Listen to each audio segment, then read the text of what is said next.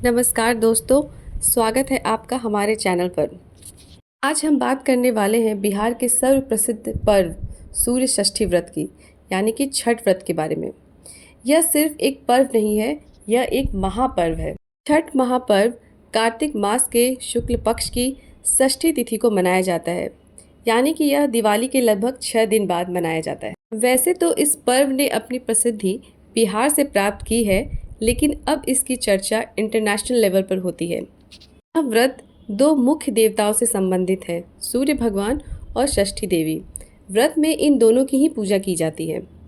विधान यह है कि षष्ठी के दिन व्रत रखा जाता है और शाम के समय अस्त होते हुए सूर्य देव को अर्घ्य दिया जाता है और फिर सप्तमी की सुबह उगते हुए सूर्य देव को अर्घ्य देकर व्रत का समापन किया जाता है। लेकिन छठ महापर्व में षष्ठी देवी की पूजा किस लिए होती है, आइए जानते हैं।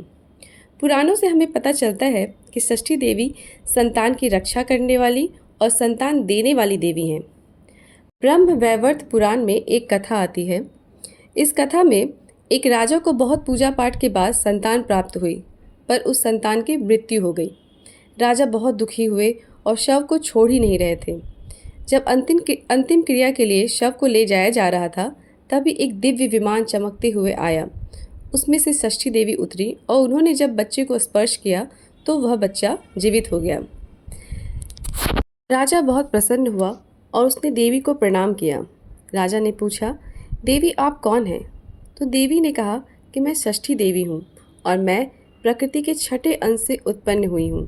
राधा, सीता, गौरी, दुर्गा और काली ये सारी देवियाँ हैं और छठे अंश से उत्पन्न होने की वजह से इनका नाम षष्ठी देवी पड़ा। देवी जी ने ब्रह्मा जी से पूछा कि मेरा कार्य क्या है?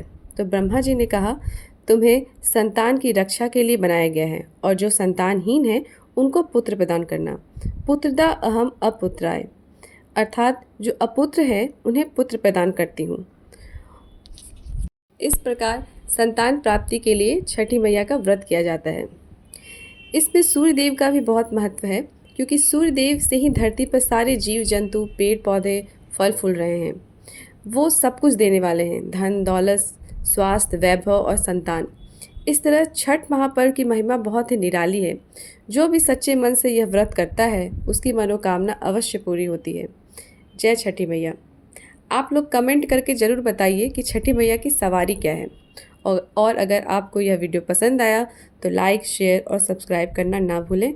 मिलते हैं अगले वीडियो में, तब तक के लिए धन्यवाद। जय छठी मैया।